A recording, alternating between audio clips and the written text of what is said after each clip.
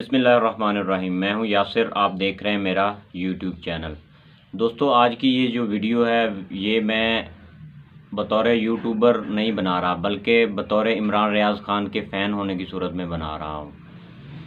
इमरान रियाज़ खान जो कि ऐसी सहाफ़ी हैं जिनका जहन में अगर तजिया किया जाए तो बंदे के जहन में यही आता है कि ये एक बहादुर, दिलेर और जुर्रतमंद सहाफ़ी हैं जो सीधी सीधी बात मुंह पे कर देते थे। हम सबको पता है कि इमरान रियाज़ खान साहब बहुत सारी कुव्वतों को पसंद नहीं थे और इस पीडीएम की हुकूमत को भी वो बिल्कुल नहीं पसंद थे, क्योंकि जब से रजीम चेंज हुआ है उन्होंने इनका कच्चा चिट्ठा खोलकर सामने रख दिया और उन्होंने ऐसे ऐसे सबूत दिए कि ये एक्सपोज हो गए। और इमरान खान साहब पर जब हमला हुआ था तो आपने देखा था कि उन्होंने कैसे इस सारे मामले को एक्सपोज किया था।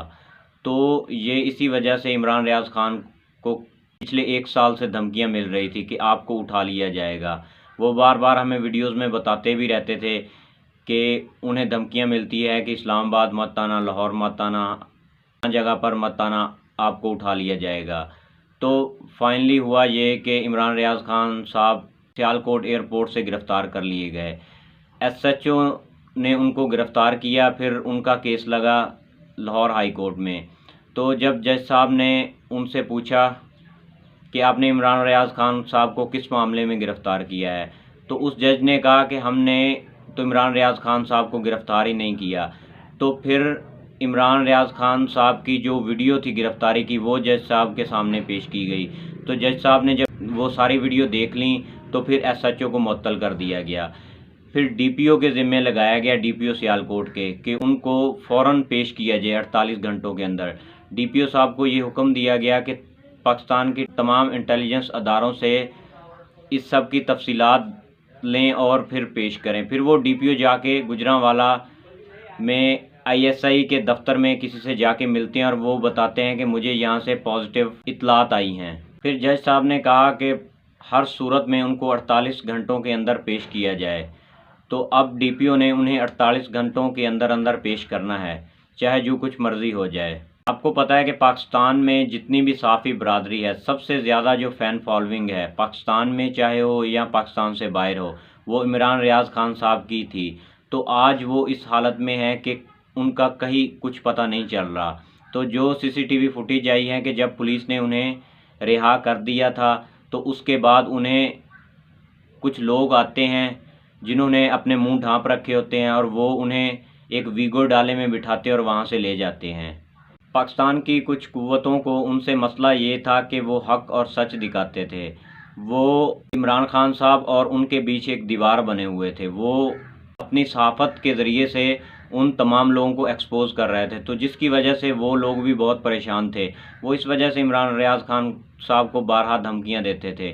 तो जब इमरान रियाज़ खान साहब का कुछ पता नहीं चल रहा तो उनकी मजबूरन फैमिली को सामने आना पड़ा है और कौम से अपील करनी पड़ी है कि बराए मेहरबानी आप भी अपनी आवाज़ उठाएं। पाकिस्तान के तमाम लोगों को चाहिए कि वो इमरान रियाज़ खान साहब के हक़ में आवाज़ उठाएं। उन पर पता नहीं तशद्दुद किया जा रहा है। ये पहले ये तो पता चलना चाहिए कि उन्हें रखा कहाँ पे जा रहा है। ये तो जब डीपीओ 48 घंटे पूरे होंगे, अदालत में पेश होंगे, तो फिर ही कोई इस केस की पेश रफ्त होगी।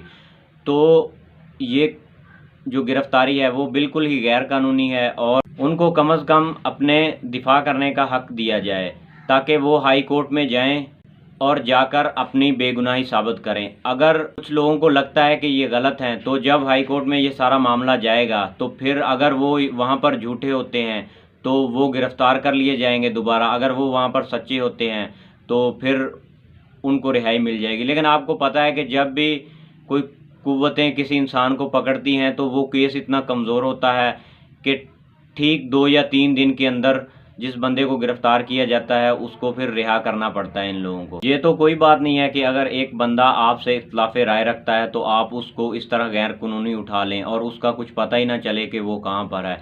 इस मुल्क में अगर आइन और कानून है तो ऐसा बिल्कुल नहीं होना चाहिए। ये एक गैर कानूनी गिरफ्तारी थी और आप लोगों से मेरी दरख्वास्त है कि इमरान रियाज़ खान साहब के लिए आप ज़्यादा से ज़्यादा आवाज़ उठाएं ताकि इमरान रियाज़ खान साहब को इंसाफ मिल सके। आपको पता है कि उनके छोटे छोटे मासूम बच्चे हैं, वो भी किस तरह कैमरे के सामने आकर उनकी जो बेगम साहिबा हैं वो भी कैमरे के सामने आकर किस तरह कौम से अपील कर रही है, वो इसी वजह से अपील कर रही है ताकि लोग आवाज़ उठाएं और उनकी आवाज़ उन कुव्वतों तक पहुंचे और वो इमरान रियाज़ खान साहब को रिहा करें। तो मेरी भी आपसे यही अपील है कि इमरान रियाज़ खान साहब के हक़ में आप आवाज़ उठाएं।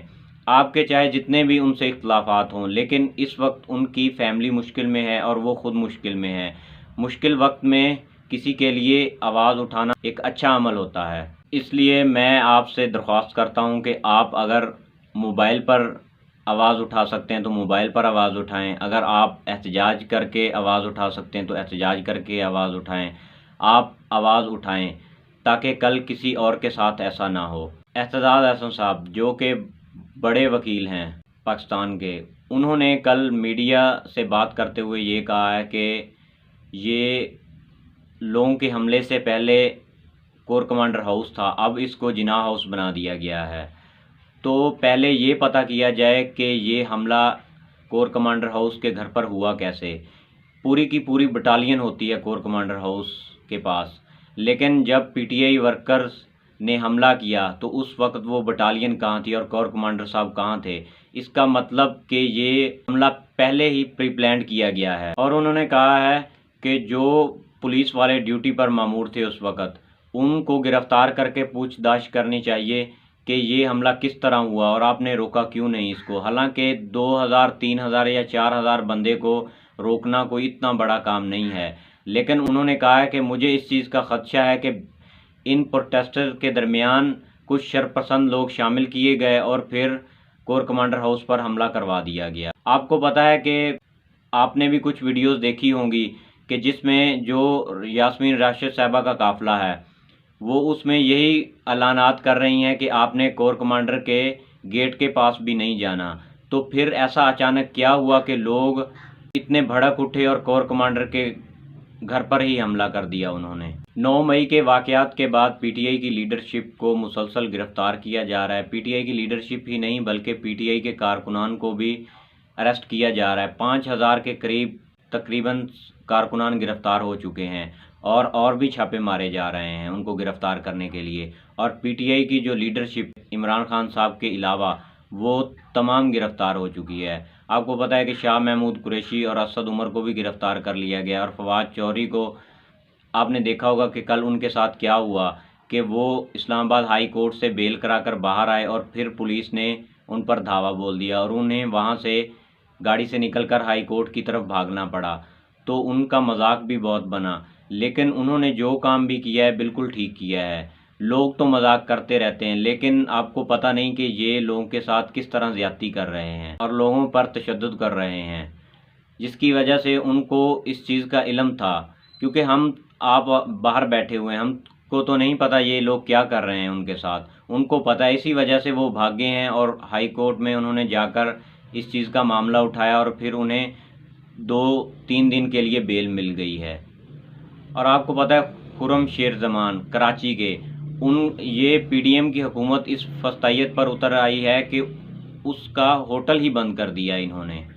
शमीम नकवी को भी कराची से गिरफ्तार कर लिया गया। अली जैदी को 3 महीनों के लिए उनके घर पर ही उनको नज़रबंद कर दिया गया है। तो ये सारा कुछ कर रहे हैं। यास्मीन राशिद साहिबा, उनकी जो हालत है वो बहुत ही बदतर हो चुकी है, उनको सांस का मसला बन रहा है, लेकिन ये हुकूमत उनको हर हालत में हॉस्पिटल से उठाकर जेल में फेंकना चाहती है। हालांकि डॉक्टर इस चीज़ की इजाज़त नहीं दे रहे। और ये जितने लोगों को भी गिरफ़्तार कर रहे हैं, शीरी मज़ारी और फलक नाज साहिबा को कल इस्लामाबाद हाई कोर्ट ने उनको रिहा किया और फिर वो बाहर निकली अडयाला जेल से। तो फिर कुछ लोग आए जो नामालूम अफराद थे, फिर उन्हें गिरफ़्तार करके ले गए। ये तो इस मुल्क के हालात हो चुके हैं। यहाँ ना आइन बचा और ना कानून बचा है। यहाँ पर कुछ भी नहीं है, ना जजेस की बात मानी जा रही है। जजेस इधर बेल देते हैं और जब वो लोग बाहर निकल कर आते हैं फिर उन्हें किसी न किसी मुकदमे में गिरफ़्तार किया जा रहा है। अब पीडीएम जो है वो सुप्रीम कोर्ट के सामने धरना देकर बैठी है। ये पाकिस्तान की तारीख में पहली बार हो रहा है कि कोई हुकूमत अपनी हुकूमत में होते हुए किसी इदारे के सामने धरना देकर बैठ जाए।